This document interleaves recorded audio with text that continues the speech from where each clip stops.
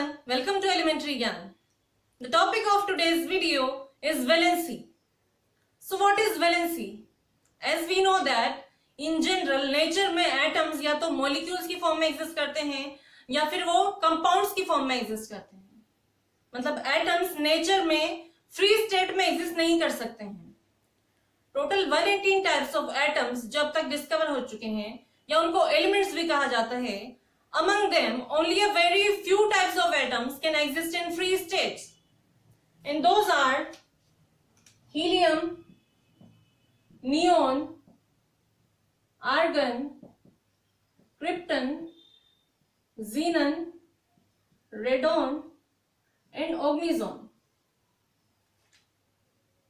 तो टोटल ये 7 टाइप्स के एटम्स हैं या 7 एलिमेंट्स हैं जो अनरिएक्टिव होते हैं और फ्री स्टेट में एग्जिस्ट कर सकते हैं. ये मॉलिक्यूल्स का और कंपाउंड्स का फॉर्मेशन नहीं करते हैं एक्सेप्ट जीनन कंपाउंड्स का फॉर्मेशन करते हैं. तो क्योंकि ये एलिमेंट्स अनरिएक्टिव हैं, किसी दूसरे एटम के साथ या एक दूसरे के साथ ये रिएक्ट नहीं करते हैं, इसलिए इनको कहा जाता है इनर्ट गैसेस और these are known as noble gases. Noble gases. तो भाई ऐसा क्यों? हैव यू एवर थॉट कि जो रिमेनिंग एलिमेंट्स हैं वो तो रिएक्टिव होते हैं, वो फ्री स्टेट में एग्जिस्ट नहीं कर सकते हैं, लेकिन ये फ्री स्टेट में एग्जिस्ट कर सकते हैं. एटम्स कंपाउंड क्यों बनाते हैं या फिर एटम्स मॉलिक्यूल्स का फॉर्मेशन क्यों करते हैं, फ्री स्टेट में क्यों नहीं रहते हैं? तो अगर आपके पास भी ये सवाल हैं सारे, तो इन सब का जवाब आपको अभी मिल जाएगा. Actually valence electrons are responsible for the reactivity of atoms. किसी भी एटम के जो वैलेंस इलेक्ट्रॉन्स हैं वो ये डिसाइड करते हैं कि वो एटम फ्री स्टेट में रहेगा या फिर वो कंपाउंड और मॉलिक्यूल का फॉर्मेशन करेगा. तो वैलेंस इलेक्ट्रॉन्स क्या होते हैं ये हमने प्रीवियस वीडियो में डिटेल में डिस्कस किया था. And valence electrons are the electrons present in the outermost shell of an atom. किसी भी एटम की जो outermost shell होती है उसमें जितने इलेक्ट्रॉन्स प्रेजेंट हैं वही क्या होते हैं, उसके वैलेंस इलेक्ट्रॉन्स. और उस outermost shell को क्या कहा जाता है, वैलेंसी शेल या वैलेंस शेल. तो मतलब ये जो एलिमेंट्स हैं, इनर्ट गैसेस हैं, इनमें इलेक्ट्रॉन्स का अरेंजमेंट कुछ इस तरह से है कि ये इनको रिएक्ट करने के लिए नहीं अलाउ करता है, या इनके वैलेंस इलेक्ट्रॉन्स इस तरह से अरेंज्ड हैं कि ये रिएक्ट नहीं करते हैं और स्टेबल रहते हैं. क्योंकि वैलेंस इलेक्ट्रॉन किससे पता चलते हैं हमें, उसके इलेक्ट्रॉन्स के अरेंजमेंट से, जिसको कहा जाता है इलेक्ट्रॉनिक कॉन्फ़िगरेशन. तो ऐसी क्या स्पेशलिटी है इनके इलेक्ट्रॉनिक कॉन्फ़िगरेशन में, लेट अस सी. इनका हम इलेक्ट्रॉनिक कॉन्फ़िगरेशन लिखते हैं. तो इलेक्ट्रॉनिक कॉन्फ़िगरेशन लिखने के लिए हमें क्या पता होना चाहिए? सबसे पहले हमें पता होना चाहिए इनमें प्रेजेंट नंबर ऑफ इलेक्ट्रॉन्स. और नंबर ऑफ इलेक्ट्रॉन्स पता चलेंगे इनके एटॉमिक नंबर से.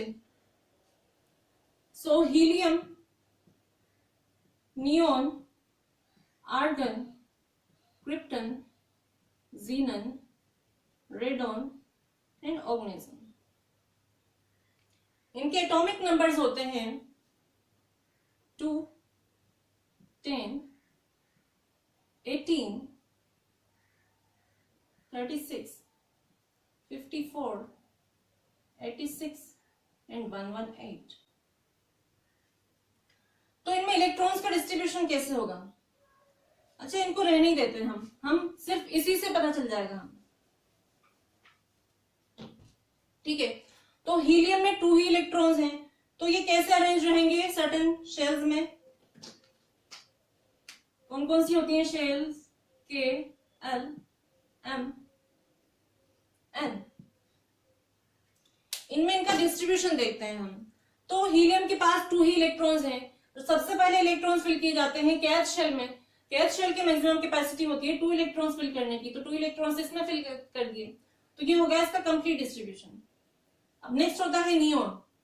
नियोन में 10 इलेक्ट्रॉन्स हैं. 2 कैथ शेल में चले गए तो रिमेनिंग कितने हैं? 8 इलेक्ट्रॉन्स. 8 इलेक्ट्रॉन्स एल शेल में रखे जा सकते हैं क्योंकि इसकी मैक्सिमम कैपेसिटी होती है 8 इलेक्ट्रॉन्स. उसके बाद आर्गन देखते हैं. आर्गन के इलेक्ट्रॉनिक कॉन्फ़िगरेशन होता है 2, 8 8 और क्रिप्टन का इलेक्ट्रॉनिक कॉन्फ़िगरेशन होता है 2 8 18 8। ठीक है, तो ये हो गया इनका इलेक्ट्रॉनिक कॉन्फ़िगरेशन। अब हमें क्या पता करना है, इनके वैलेंस इलेक्ट्रॉन्स, जो कि हमें कहां से पता चलेंगे, इनके आउटर मोस्ट शेल से। ये है इनकी आउटर मोस्ट शेल में प्रेजेंट इलेक्ट्रॉन्स के नंबर। तो आपको ये बात ध्यान होगी कि जब हमने इलेक्ट्रॉनिक कॉन्फ़िगरेशन डिस्कस किया था, हमने सर्टेन रूल्स डिस्कस किए थे, और उनमें से एक रूल क्या था कि किसी भी एलिमेंट के एटम की आउटर मोस्ट शेल में मैक्सिमम 8 इलेक्ट्रॉन्स ही फिल किए जा सकते हैं। इवन इफ उसकी कैपेसिटी उससे ज्यादा होल्ड करने की हो, तब भी अगर वो आउटर मोस्ट शेल है या वैलेंसी शेल है तो उसमें 8 ही इलेक्ट्रॉन्स फिल किए जाएंगे। मतलब आउटर मोस्ट शेल किसी भी एटम के लिए उसकी मैक्सिमम कैपेसिटी क्या हो जाएगी, 8 इलेक्ट्रॉन्स को होल्ड करने की। तो यहां पर एक्सेप्ट हीलियम, आप ये देखिए कि इन तीनों जो एटम्स हैं, नियोन, आर्गन एंड क्रिप्टन, इन तीनों की आउटर मोस्ट शेल क्या है, कंप्लीटली फिल्ड है, इनमें 8 इलेक्ट्रॉन्स प्रेजेंट है। और हीलियम की बात करें तो हीलियम के पास सिर्फ एक ही शेल है, जो कि ऑब्वियसली केथ शेल ही होगी, और केथ शेल की मैक्सिमम कैपेसिटी क्योंकि 2 ही इलेक्ट्रॉन्स होल्ड करने की होती है, तो अपेरेंटली इसमें क्या होंगे, 2 ही इलेक्ट्रॉन्स फिल होंगे मैक्सिमम। तो ये जो इलेक्ट्रॉनिक कॉन्फ़िगरेशन है इनका, दैट मीन्स किसी भी एटम के आउटर मोस्ट शेल में मैक्सिमम अगर 8 इलेक्ट्रॉन्स कंप्लीटली फिल हैं तो उसको कहा जाता है octet of electrons. 8 electrons in valence shell, इसको क्या कहा जाता है, octet. And 2 electrons in outermost K shell, अगर वो के शेल है सिर्फ,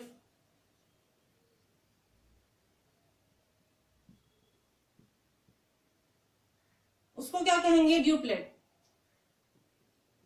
ड्यूप्लेट,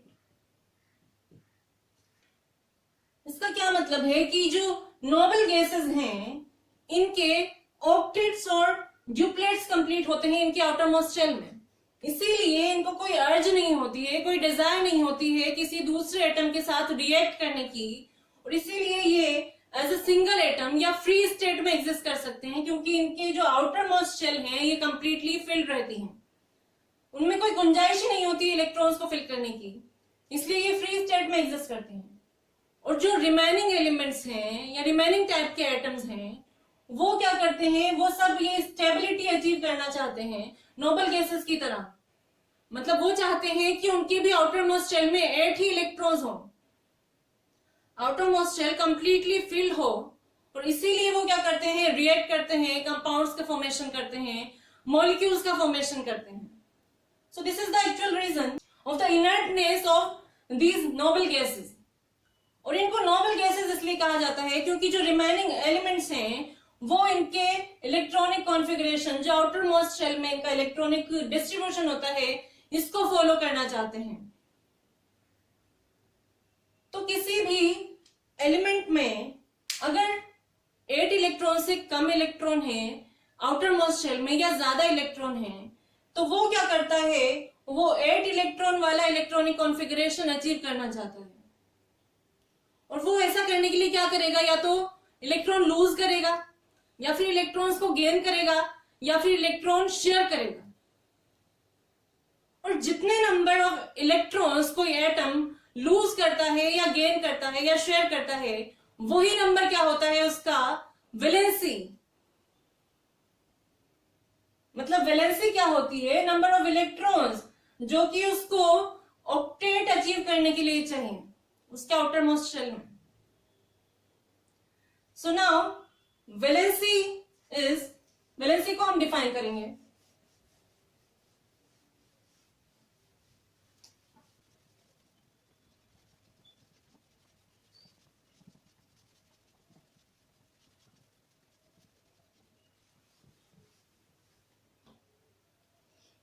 वैलेंसी क्या हो गई?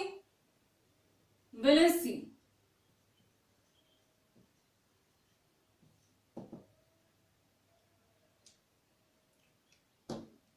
the number of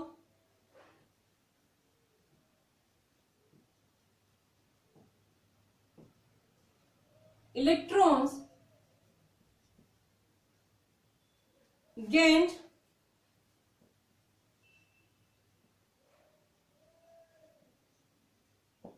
lost or shared by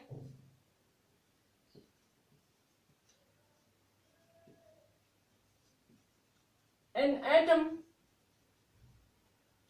of an element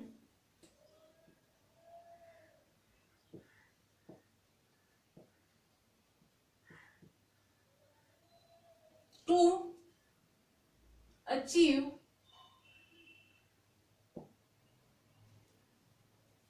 eight electrons or the electronic configuration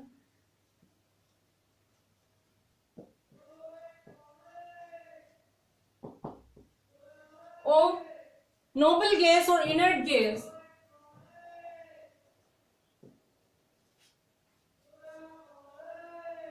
is known as the valency of the element.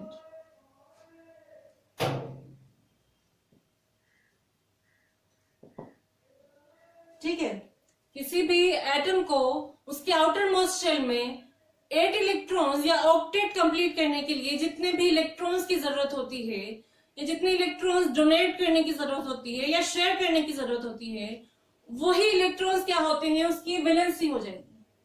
For example, अगर हमें सोडियम की वैलेंसी पता करनी हो तो सोडियम क्या होता है? सोडियम का एटॉमिक नंबर होता है 11. मतलब सोडियम के पास होते हैं 11 इलेक्ट्रॉन्स. अब 11 इलेक्ट्रॉन्स में से इसकी वैलेंस इलेक्ट्रॉन्स हम कैसे पता करेंगे? इसका इलेक्ट्रॉनिक कॉन्फ़िगरेशन करके. इसका इलेक्ट्रॉनिक कॉन्फ़िगरेशन क्या हो जाएगा? 2 8 1. तो इसका वैलेंस इलेक्ट्रॉन कितना हो गया? 1. आउटर मोस्ट शेल में 1 ही इलेक्ट्रॉन है, तो ये इसका वैलेंस इलेक्ट्रॉन होगा. ठीक है, अब ये देखिए कि आपको इसको आउटर मोस्ट शेल कंप्लीट करने के लिए कितने इलेक्ट्रॉन्स को गेन करने की या लूज करने की जरूरत है. इसके आउटर मोस्ट शेल में 1 इलेक्ट्रॉन है जो कि है एल शेल. अब इसको 8 ऑक्टेट कंप्लीट करने के लिए 7 इलेक्ट्रॉन या तो किसी से लेने पड़ेंगे या फिर ये 1 इलेक्ट्रॉन डोनेट कर दे किसी को, तो ये इसकी आउटर मोस्ट शेल बन जाएगी जो कि कंप्लीटली फिल है. 8 इलेक्ट्रॉन है. तो कौन सा प्रोसेस ज्यादा इजी है? 7 इलेक्ट्रॉन किसी से लेना या 1 इलेक्ट्रॉन देना? हमें ये पता है कि इलेक्ट्रॉन्स गेन या लूज करने में एनर्जी की रिक्वायरमेंट होती है. तो 7 इलेक्ट्रॉन्स को गेन करने के लिए बहुत ज्यादा एनर्जी की रिक्वायरमेंट होती है और इसीलिए कोई भी एटम 3 इलेक्ट्रॉन से ज्यादा ना तो इलेक्ट्रॉन डोनेट करता है ना ही गेन करता है, क्योंकि एटम के पास उतनी एनर्जी नहीं होती है. 3 इलेक्ट्रॉन्स मैक्सिमम वो या तो गेन करेगा या लूज करेगा. तो क्योंकि यहाँ पे हमें 7 इलेक्ट्रॉन गेन करने हैं, लेकिन अगर 1 इलेक्ट्रॉन ये लूज कर दे तो इसका काम बन जाएगा, इसकी आउटर मोस्ट शेल में ऑक्टेट कंप्लीट हो जाएगा. तो इसीलिए ये क्या करता है? 1 इलेक्ट्रॉन डोनेट कर देता है और जब ये डोनेट करेगा तो इस पर क्या आ जाता है? Positive charge. बिकॉज डोनेट करना पॉजिटिव थिंग होती है, तो पॉजिटिव काम करेगा तो इस पर पॉजिटिव चार्ज आ जाएगा और ये क्या हो जाएगा? केटायन बन जाता है. सोडियम क्या करेगा?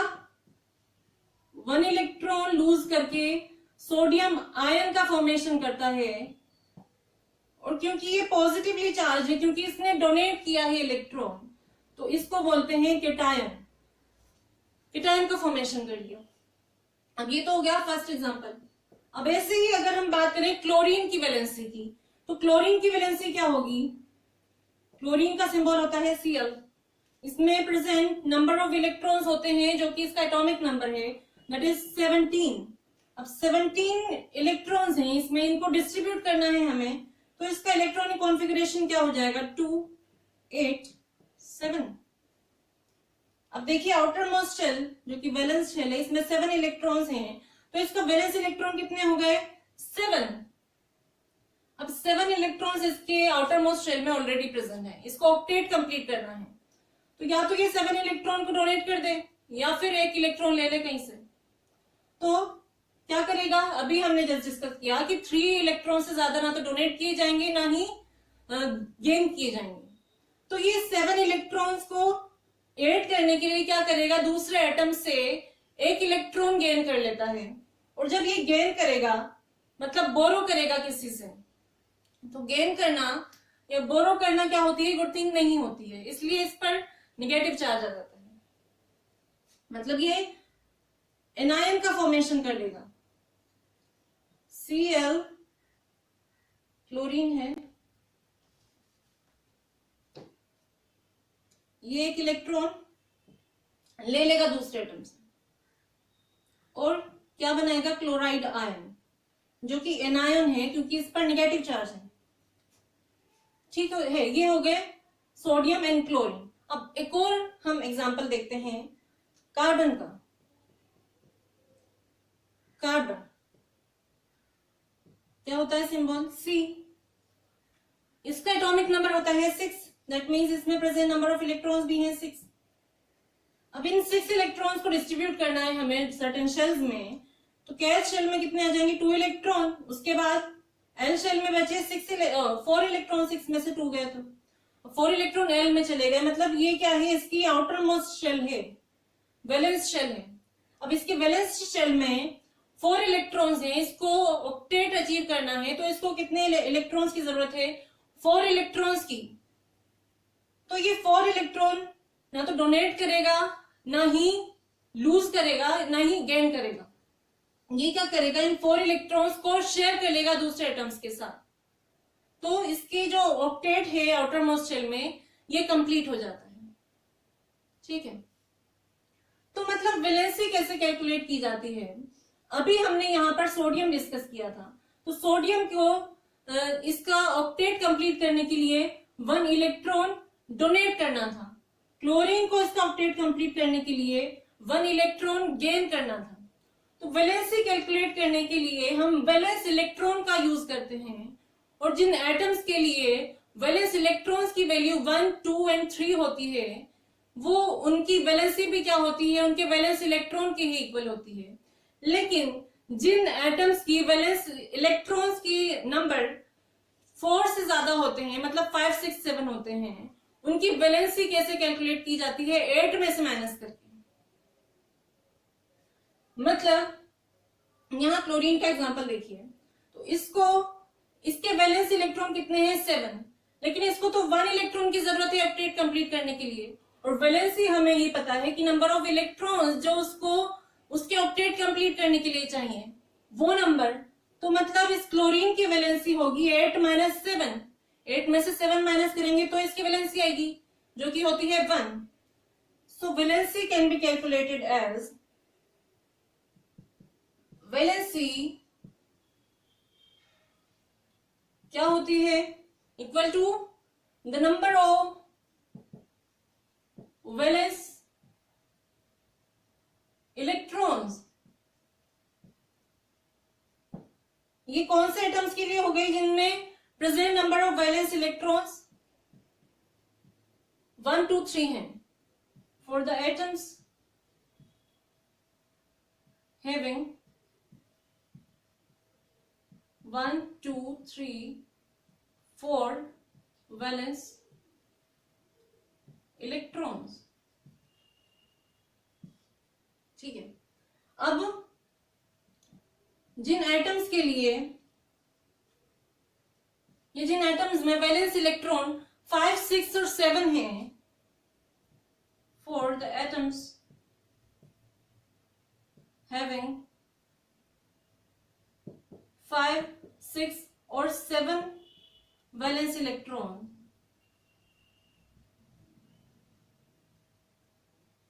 उनकी वैलेंसी क्या होगी? Valency is equal to 8 minus number of valence electron.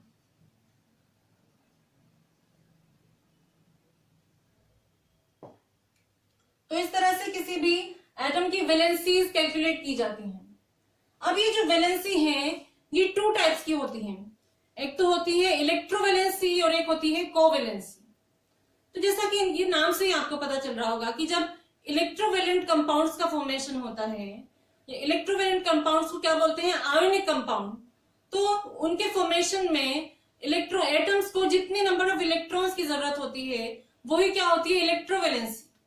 और कोवैलेंसी मतलब जब कोवैलेंट कंपाउंड या मॉलिक्यूलर कंपाउंड का फॉर्मेशन होता है तो एटम्स को जितने इलेक्ट्रॉन्स की जरूरत होती है गेन करने की या लूज करने की या शेयर करने की, ऑक्टेट कंप्लीट करने के लिए, उसी को क्या कहते हैं, कोवैलेंसी। जैसे कि हम एग्जांपल देख लेते हैं कि ये जो सोडियम और क्लोरीन है ये क्या है, ये आयंस का फॉर्मेशन करते हैं। मतलब जब सोडियम को इसका ऑक्टेट कंप्लीट करना होता है तो ये एक इलेक्ट्रॉन डोनेट कर देता है और इस पर चार्ज आ जाता है, इलेक्ट्रिक चार्ज। और जब क्लोरीन को इसका ऑक्टेट कंप्लीट करना होता है तो ये 1 इलेक्ट्रॉन गेन करता है दूसरे एटम से, तब भी इस पर इलेक्ट्रिक चार्ज आ जाता है, नेगेटिव चार्ज।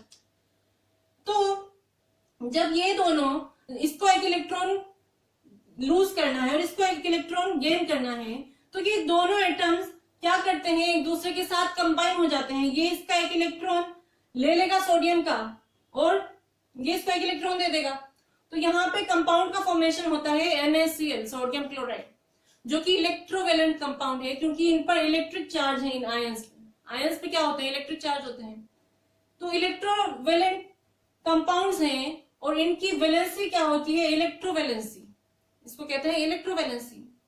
और जब कोई एटम मॉलिक्यूल का फॉर्मेशन करता है, जैसे हम हाइड्रोजन की बात करें तो हाइड्रोजन के पास कितने इलेक्ट्रॉन होते हैं, 1 इलेक्ट्रॉन,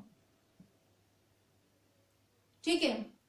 तो हाइड्रोजन को जब मॉलिक्यूल बनाना है H2 तो इसके पास सिर्फ 1 ही शेल है। और यहाँ पे आपको ये चीज नोटिस करनी है कि इसके पास सिर्फ 1 ही शेल है, तो अपेरेंटली वो कौन सी शेल होगी, कैथ शेल। और कैथ शेल में जाहिर सी बात है कि मैक्सिमम 2 ही इलेक्ट्रॉन्स रह सकते हैं।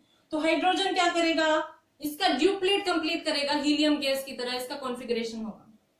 तो इसका ड्यूप्लेट कंप्लीट करने के लिए ये क्या करेगा, दूसरे हाइड्रोजन आयन के साथ रिएक्ट करेगा, हाइड्रोजन एटम के साथ रिएक्ट करके H2 मॉलिक्यूल का फॉर्मेशन करता है।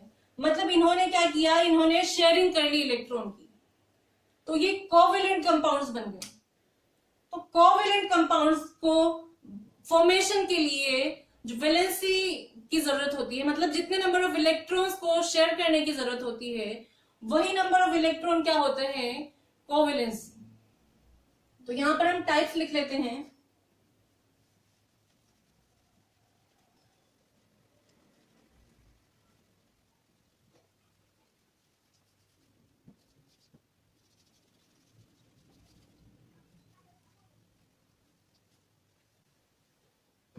टाइप्स ऑफ वैलेंसी क्या हो गई, types of valency, first type होगा, क्या होगा, electrovalency.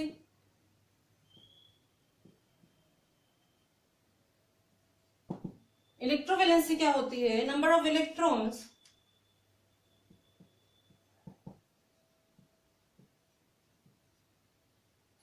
gained or lost by an atom to complete the octet in the outermost shell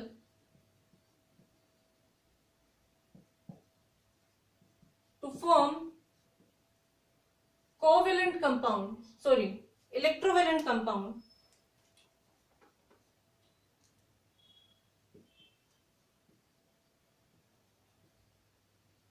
या फिर आयोनिक कंपाउंड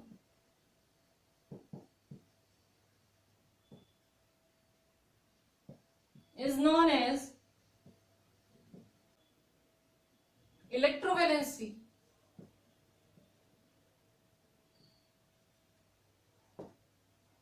ठीक है, इलेक्ट्रोवैलेंसी समझ में आ गई।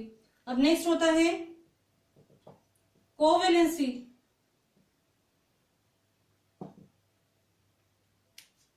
the number of electrons shared by an atom to complete its octet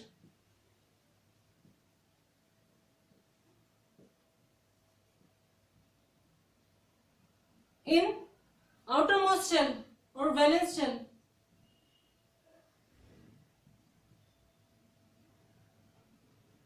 to form a covalent compound or molecule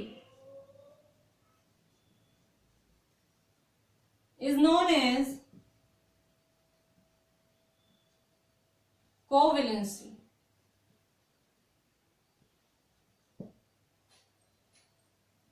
ठीक है, सो this is all about valency.